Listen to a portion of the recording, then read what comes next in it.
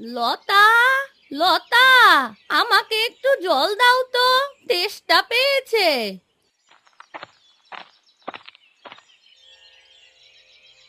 আপনার তেষ্টা পেয়েছে তো আপনি নিজে জলটা নিয়ে নিন না, আমাকে কেন বলছেন? আমি কি আপনার চাকর নাকি? এ আবার কেমন কথা? সামান্য জলই তো চাইলাম, সেটা দিতেও তুমি এত কথা শোনাবে আমাকে? তো কথা শোনাবো না তো কি? হ্যাঁ, আপনার ছেলের কাছে গিয়ে, গ্রামের লোকেদের কাছে গিয়ে যখন আমার নামে নিন্দা করেন, তখন তো আপনার এটা মনে রাখা উচিত যে জল হোক বা খাবার, সবই তো আমি আপনাকে এনে দিই। আমার ঘাট হয়েছে যে তোমাকে জল আনতে বলেছি। আজ গোপাল আসুক, এই সব কথা আমি ওকে বলবো। হ্যাঁ, সে তো আপনি বলবেনই। আমাকে আপনার গোপালের সামনে খারাপ না করলে আপনার পেটের ভাত তো হজম হয় না। এদিকে সেই ভাতটাও তো আমিই রান্না করে দিই।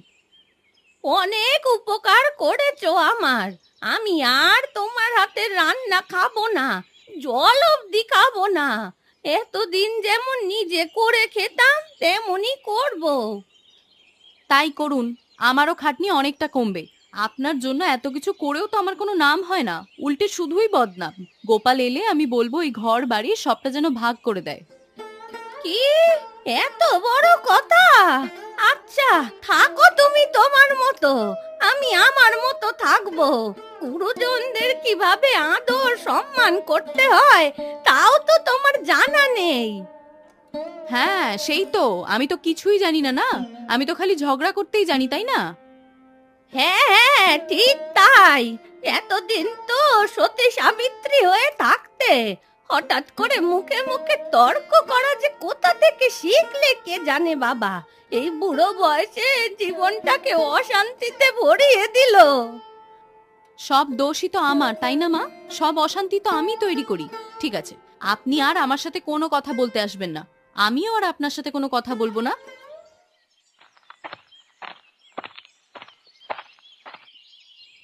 আরে কি গোপাল কাকা, এভাবে গাছতলায় বসে আছো কেন? আরে দেখে মনে হচ্ছে মন খারাপ। সব ঠিক আছে তো? দিদা কাকিমা সব ঠিক আছে? কি আর বলবো রে পলাশ, এমনি তো আর বেজার মুখ করে বসে নেই। মা আর লতাকে নিয়ে চিন্তিত। কেন, দিদা আর কাকিমার আবার কি হলো? বলো তো কি হয়েছে? আমার তো খুব শুনে চিন্তা হচ্ছে। আমি তো সারাদিন বাড়িতে থাকি না, দুজনের মধ্যে এত কি নিয়ে ঝগড়া ঝামেলা হয় তাও বুঝি না। তবে যা বুঝলাম, এবার সংসারটা ভাগ করতেই হবে। এসব কি বলছো কি? দিদা তো খুব ভালো, আমাকে কত ভালোবাসে। কাকিমা তো সবার সাথে ভালো করে মেশে, আমি গেলে আমাকে কত আদর যত্ন করে। আর তুমি বলছো সেই সংসার ভাগ হবে? এ আমি মানতেই পারছি না গো। সেই তোরে হঠাৎ করে দুজনের মধ্যে কিসের যে এত রেষারেষি শুরু হলো, বুঝতে পারছি না। বাড়ি গেলেই দুজনের ঝগড়াঝাটি শুরু হয়। আর কি এসব ভালো লাগে তুই বল?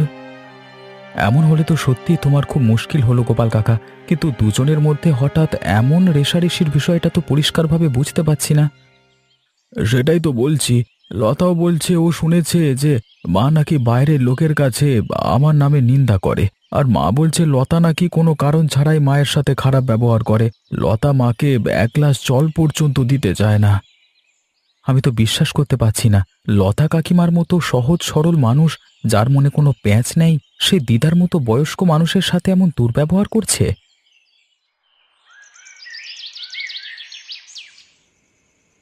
ভালোই ঝগড়া লাগিয়েছি বুড়িয়ার লতার মধ্যে। সাংসারিক কলহ একেবারে জমিয়ে ক্ষীর। খালি আমার বাড়িতে ঝগড়া লেগে থাকবে কেন? সবার বাড়িতেই ঝগড়া লাগবে। কি এত একা একা বক বক করছো? হ্যাঁ, ভূতে টুতে ধরলো নাকি তোমাকে আবার? এসে যে আমার শান্তি নষ্ট করছে। বলি তুমি থাকতে আর কোনো ভূতে আমাকে ধরবার সাহস আছে? যাকে আমাকে একটু একা থাকতে দাও তো। তোমার সাথে থাকার আমার কোনো ইচ্ছে নেই, বুঝলে তো? এটা আমার পোড়া কপাল যে তোমার সাথে আমার বিয়ে হয়েছে আর তুমি আমার বর। এটা ভাবলেই তো আমার গা জ্বলে ওঠে। তা আমাকে নিজের বর ভাবতে যখন এত কষ্ট, তাহলে আমার সাথে থাকো কেন? বাপের বাড়ি চলে গেলেই তো পারো। আমারও শান্তি, তোমারও শান্তি। সেই তো, আমাকে বরং বাপের বাড়ি পাঠিয়ে দাও। লোকে ছি ছি করুক, তারপর তোমার শিক্ষা হবে যে সংসারে গিন্নির আসল মূল্যটা কি। তা কোথাও যখন যাবে না, আমার ঘাড়ে বসেই থাকবে। তা একটু চুপচাপ থাকলেই তো পারো। শুধু শুধু আমার মাথা খাচ্ছ কেন? আমি কি এমনি এমনি তোমার মাথা খাচ্ছি? সংসারের দিকে কোনো মন আছে তোমার? খালি কি করে অন্যের সংসারে ফাটল ধরাবে সেই নিয়েই বসে থাকো। একটু তো নিজের সংসারের দিকেও মন দিতে পারো নাকি? আমি যা সুখ নিয়ে থাকি আমাকে বেশি বলতে আসবে না। এখন চোখের সামনে থেকে দূর হও, তোমাকে দেখলেই মনটা বিরক্তিতে ভরে ওঠে যত সব।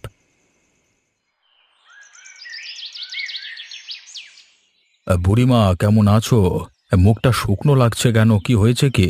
এত সকাল সকাল আমার বাড়ি এলে সব ঠিক আছে তো? আমার ঘরে আর কিছুই ঠিক নেই অবিনাশ বাবু। আমার ছেলের বউ লতা প্রতি মুহূর্তে পায়ে পা রেখে ঝগড়া করে। আমি আর ওই বউয়ের সাথে থাকতে পারছি না। লতা এমন করছে তো আমি বিশ্বাস করতে পারছি না। সে তো খুব সরল সাদাসিধে প্রকৃতির মেয়ে। কিন্তু এখন আমার সাথে যে দুর্ব্যবহার করছে তা আমি সহ্য করতে পারছি না।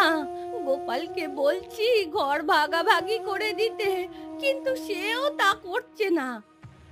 সবই তো বুঝলাম বুড়িমা, কিন্তু এর মধ্যে আমি ঢুকলে কি বিষয়টা ভালো হবে?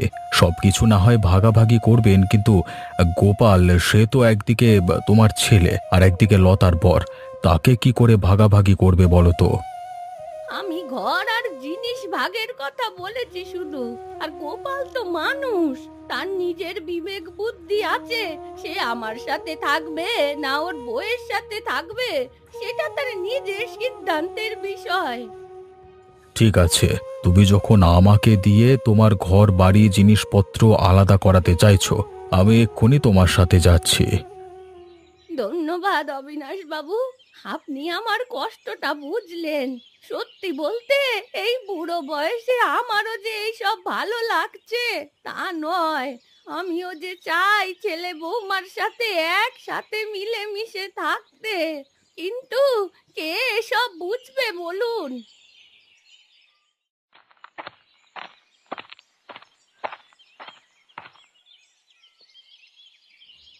কি হলো গোপাল কাকা, উদাস হয়ে বসে আছো? কাকিমা আর দিদা ঝগড়া থেমেছে কি? না রে, ঝগড়া তো থামেইনি, বরং আমার মায়ের আর বইয়ের সংসার আলাদা হয়ে গেছে। এখন আমি যে কোন দিকে যাব জানি না। এসব কি বলছো? জল যে এত দূর গড়াবে তো আমি ভাবতেও পারিনি। আমি তো বিশ্বাসই করতে পারছি না, সত্যি দিদি আর কাকিমা আলাদা হয়ে গেছে। আমি যখন কোথায় যাই ঘরেও শান্তি নেই, মনেও শান্তি নেই। কোথা থেকে যে কি হয়ে গেল বুঝিয়ে উঠতে পারছি না। আমি তোমাদের বাড়ি যেতে কত ভালোবাসতাম, নিজের বাড়ি থেকে তোমার বাড়ি বেশি ভালো লাগতো আমার। আর আজকে সেই বাড়ির এই অবস্থা। তুই একবার গিয়ে লতা আর মাকে বুঝিয়ে দেখ না, যদি ওরা তোর কথা শোনে। তোকে তো মা আর লতা খুব স্নেহ করে। আমি অনেক বুঝিয়েছি, কিন্তু আমার কথা শুনতেই যাচ্ছে না। আমার আর এই অশান্তি ভালো লাগছে না। আমি বুঝতে পারছি তোমার অবস্থা গোপাল কাকা, কিন্তু আমি তোমাদের বাড়ি আর কোনোদিনও যাব না। অন্ততপক্ষে যতদিন কাকিমা আর দিদার মধ্যেই ঝগড়াঝাটি যাচ্ছে না, ততক্ষণ আমি যাচ্ছি না। কারণ আমি দিদার কাকিমাকে আলাদা আলাদা দেখতে পারবো না। এই যে লতা, শুনলাম তোমার আর বুড়ির মধ্যে নাকি খুব ঝামেলা হয়েছে। ঘর বাড়ি জিনিসপত্র সব নাকি ভাগাভাগি হয়ে যাচ্ছে। তা সবটা যখন জেনেই আছো তাহলে আবার আমাকে জিজ্ঞেস করছো কেন? না, ওই বলছিলাম আর কি। তা ভালোই করেছো, যা খিটখিটে তোমার শাশুড়ি। তবে সব থেকে কি ভালো হতো বলো তো? এত যখন বলছোই তাহলে বলেই ফেলো যে কি করলে সব থেকে ভালো হতো। বলছি, এত ভাগাভাগি করতে গেলে কেন? ওই বুড়িকে তো একেবারে বাড়ি থেকে তাড়িয়ে দিলেই পারতে, তাহলে পুরো বাড়িটাই তো তোমার হয়ে যেত। তোমার বিষয়ে আর নাক গলানোর কেউই তো থাকতো না। তোমার উপদেশের আমার আর কোনো দরকার নেই। মা এখন আমার সাথে থাকছে না, আমি এতেই খুশি। মাকে পথে বসানোর মতো কোনো ইচ্ছা আমার নেই, আর কোনোদিনও সেটা ছিল না। আহারে, বুড়ি মানুষটাকে আলাদা করে দিয়ে এখন আবার আমাকে বড় বড় কথা শোনাচ্ছ। মাকে নাকি আমি পথে বসাতে চাই না? যত সব, ঢং দেখে মরে যাই। তো তোমাকে কে বলেছে তো আগ বাড়িয়ে কথা বলতে, উপদেশ দিতে? আমি কি কিছু বলতে বলেছি তোমাকে?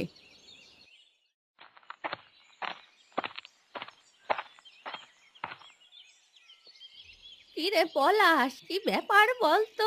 এই সকালে এমন দৌড়ে দৌড়ে কোথায় যাচ্ছিস? আরে দিদা, তুমি কি শোনোনি নাকি খগেন কাকা কি করেছে? খগেন? কই জানি না তো। সে আবার কি করলো বল তো দেখি বাবা। খগেন কাকা নাকি নীলিমা কাকির মাথা একেবারে ফাটিয়ে দিয়েছেন ভারী কোনো জিনিস দিয়ে। সে কি, খগেন এমন হিংস্র ছেলে জানা ছিল না তো। হঠাৎ এমন কি হলো যে মাথা ফাটিয়ে দিল নীলিমার? আরে অত তো ঠিক মতো জানি না, তাই ছুটে যাচ্ছি, দেখি কি অবস্থা। নীলিমা কাকিমাকে আবার হাসপাতালে না নিয়ে যেতে হয়। হ্যাঁ, যা গিয়ে দেখ গে কি অবস্থা। সংসারে সংসারে এত ঝগড়া কলহ আর ভালো লাগে না।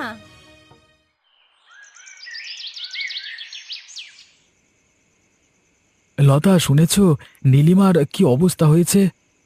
কেন, তার আবার কি হলো? সেই দিনই তো তার সাথে দেখা হলো। কি সব আজে বাজে কথা বলছিল, মুখে একেবারে ঝামা ঘষে দিয়ে এসেছি। খগেনের সাথে ঝগড়া হয়েছে। খগেন মানে এক পর্যায়ে তার মাথা ফাটিয়ে দিয়েছে লাঠি দিয়ে। কি বলছোটা কি? এটা তো আমি বিশ্বাসই করতে পারছি না। সেদিনই তো খগেনদার সাথে কত কথা হলো, কি সুন্দর ভদ্রভাবে কথা বললো খগেনদা। এমনকি আমাকে বললো যে তার সংসারে নাকি কোনো ঝগড়া ঝামেলাই নেই। ও বাবা, খগেন আবার তোমার সাথে এত কথা বলেছে? তবে ওর সাথে আর কথা বলতে যেও না, খগেন কোনো সুবিধের লোক নয়, বুঝলে তো। সে আর বলতে, যে কিনা নিজের বউয়ের মাথা ফাটিয়ে দিতে পারে সে তো আরো কত কিছুই করতে পারে। তা কি আর আমাদের মতো মানুষের বোঝার সাধ্য আছে বলো? সেই তাও কালকে ভাবছি একবার গিয়ে দেখা করে আসবো খগেন আর নীলিমার সাথে। তা তুমি যে বলেছিলে তার সাথে তোমার সংসার নিয়ে কথা হয়েছে, তা সেদিন খগেন তোমাকে কি বলেছিল? প্রথমে তো খগেনদা মায়ের ব্যাপারে বললো যে মা নাকি আমার নামে যাকে তাকে ভুলভাল কথা বলে বেড়ায়। তারপর বলছিল যে তার আর নীলিমার সংসার নাকি খুব সুন্দর আর মিষ্টি, কোনো ঝগড়া ঝামেলা তাদের সংসারের ধারে কাছেও নাকি আসে না। খগেন তোমাকে ঘটা করে এত কিছু বলতে গেল কেন? ব্যাপারটা তো সুবিধের ঠেকছে না। দাঁড়াও, কালকে সময় বের করে ঠিক যাব।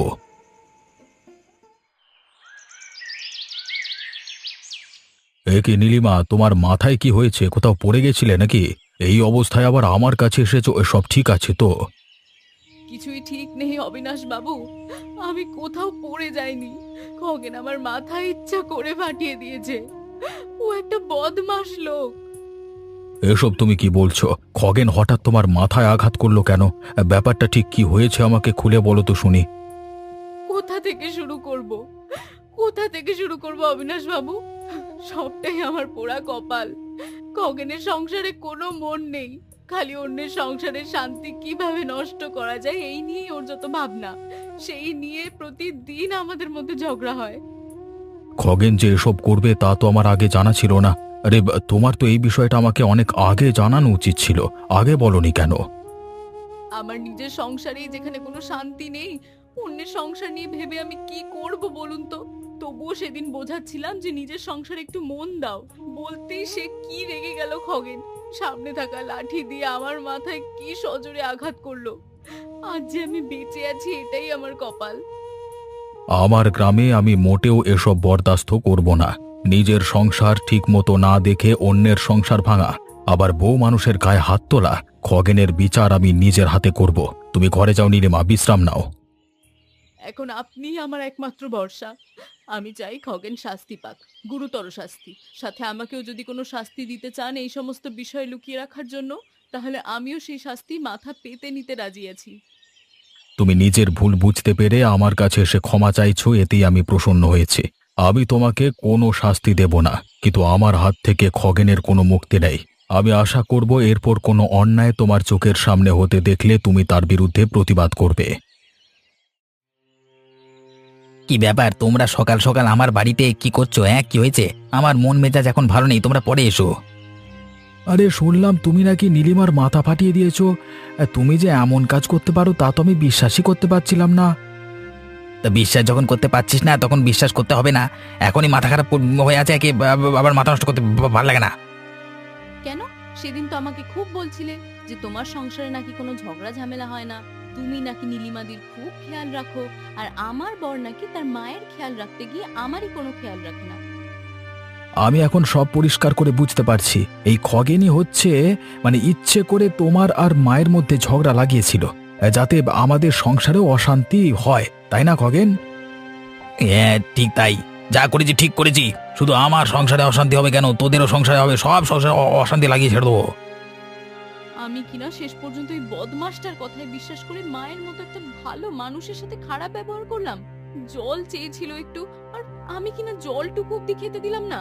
বয়স্ক মানুষটাকে আলাদা করে দিয়েছি আমি, কত কষ্ট দিয়েছি। ছি, আমি অনেক বড় ভুল করে ফেলেছি গোপাল। মা কি আমাকে আর কোনোদিনও ক্ষমা করবে? দুঃখ করো না লতা, মাকে বুঝিয়ে বললে মা ঠিক সব বুঝতে পারবে। আর খগেনদা, দেখলে তো অন্যের সংসার ভাঙতে গেলে কি হয়, নিজের সংসারও তাসের ঘরের মতো ভেঙে যায়। এ কি, তোরা দুজনে এমন মুখ কালো করে আমার কাছে এসেছিস? কি হয়েছে তোদের? আবার কোনো সমস্যা হলো নাকি? মা, আমাকে আপনি ক্ষমা করে দিন। আমার খুব বড় ভুল হয়ে গেছে। আমার আপনার সাথে ওরকম দুর্ব্যবহার করাটা উচিত হয়নি। খগেনদা আমাকে উস্কে দিয়েছিল আপনার বিরুদ্ধে, আর আমি এত বোকা যে আমি সেটাও বুঝতে পারিনি। আরে তুই তো আমার মেয়ে, মেয়ের সাথে কি মায়ের ঝগড়া হয় না? আমি জানতাম তুই একদিন ঠিক তোর ভুল বুঝতে পারবি। খালি ভয় পেতাম তোর এটা বুঝতে যেন খুব বেশি দেরি না হয়ে যায়। মা, তুমি আমাকে ক্ষমা করে দিলে তো? এখনো কোনো রাগ মনের মধ্যে তুমি পুষে রাখোনি তো?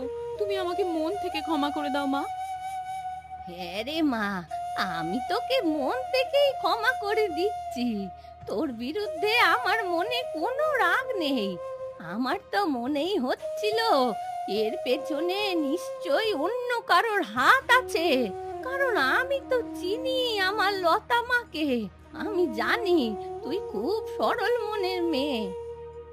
যাক, তোমাদের মাঝে এই বিবাদ মিটেছে, এতে সব থেকে ভালো হলো আমার। তোমাদের মাঝের এই ঝগড়াঝাঁটি, সংসার ভাঙাভাঙি আমার মনের শান্তি কেড়ে নিয়েছিল। এখন আমার মনটা হালকা হলো। আর কোনো অশান্তি নেই, আমরা আবার একসাথে আগের মতো মিলেমিশে থাকবো, একসাথে রান্না করব, একসাথে খাবো। হ্যাঁ, আমি মায়ের খুব সেবা যত্ন করব। আর এখন থেকে যার তার কথায় আমি মোটেই কান দেবো না। তোমরা দুজনেই আমার সংসার, আমার পরিবার, আমার অভিভাবক। দিদা, ও দিদা, কেমন আছো? শুনলাম কাকিমা আর তোমার মাঝের ঝগড়া সমাধান হয়ে গেছে, তাই ছুটে তোমাদের সাথে দেখা করতে এলাম। খুব ভালো করেছিস বাবা পলাশ, আজ অনেক দিন পর আমার ঘরে সুখ শান্তি ফিরেছে, তাই ভালো খাবার দাবারেরও তো আয়োজন করা হয়েছে। এই তো পলাশ এসেছে। ও বলছিল যে আমাদের বাড়ি আর কোনোদিনও আসবে না। কেন আসবে না? আমার উপর রাগ করে বুঝি আমি ওর দিদার সাথে খারাপ ব্যবহার করেছি সেই জন্য? আমার ভুল হয়ে গেছে কাকিমা, আমি সব শুনেছি। খগেন কাকা কিভাবে তোমাকে দিদার বিরুদ্ধে উস্কে দিয়েছিল। মা আমাকে ক্ষমা করে দিয়েছে, সেই খুশিতে আমিও তোকে ক্ষমা করে দিচ্ছি। তবে আমি আজ মাংসের ঝোল করেছি, সেটা কিন্তু তোকে খেতেই হবে, না হলে কিন্তু আমি খুব রাগ করব। আরে, এ বিষয়ে তুমি নিশ্চিন্ত থাকো, এক্ষেত্রে তোমাকে রাগ করবার কোনো সুযোগই দেব না। হ্যাঁ, কতদিন ধরে তোমার হাতের রান্না খাই না। তোমার হাতের রান্না আর দিদার হাতের আচার আমার খুব প্রিয়। ঠাকুর, এইভাবেই তুমি আমার সংসারটাকে বেঁধে রাখো, আমাদের মাঝে যেন আর কখনো ভুল বোঝাবুঝি সৃষ্টি না হয়। বাবু, আমাকে আমাকে ডেকে পাঠিয়েছেন আপনি বাবু? তোকে আর অনুগত হওয়ার নাটক করতে হবে না খগেন, তোর আসল রূপ আমি জেনে গেছি। বাবু, বিশ্বাস করুন, ওরা সবাই আমার নামে মিথ্যে অভিযোগ করছে বাবু, আমি কিচ্ছু জানি না। একদম চুপ। এখনো আমার সামনে দাঁড়িয়ে মিথ্যে কথা বলবার মতো সাহস কোত্থেকে আসে তোর মধ্যে? নিজের সব অন্যায় কাজ আমার সামনে স্বীকার কর। বাবু, আমার সংসারে আসলে কোনো শান্তি নেই, আর নীলিমার সাথে প্রতিনিয়ত ঝগড়া হতেই থাকে। আমার কাজ করতে ভালো লাগে না, আর ও খালি আমাকে কাজ করো সংসার দেখো এসব বলে মাথা খারাপ করে দেখি বড় বলুন তো। তাই জন্য তুই অন্যের সংসারে অশান্তি লাগাস আর নিজের বউয়ের মাথা ফাটিয়ে দিস। আমি যদি এসব পুলিশকে বলি তোর কি হবে তুই জানিস। বাবু, আমি স্বীকার করছি আমার খুব ভুল হয়ে গেছে। আমি আর কখনো অন্যের সংসারে না গলাবো না, নীলিমাকে আর কোনোদিন অভিযোগের সুযোগ দেব না। আমি ঠিক কোনো কাজ খুঁজে নেব, আর নীলিমাকে খুশি রাখার যথেষ্ট চেষ্টা করবো। ক্ষমা করে দিন। এখন যা বললি সব যেন অক্ষরে অক্ষরে পালন হয়, অন্যথা আমি তোর অবস্থা খারাপ করে ছেড়ে দেব। তোকে গ্রাম থেকে একদম দূর করে দেওয়ার ব্যবস্থা করব।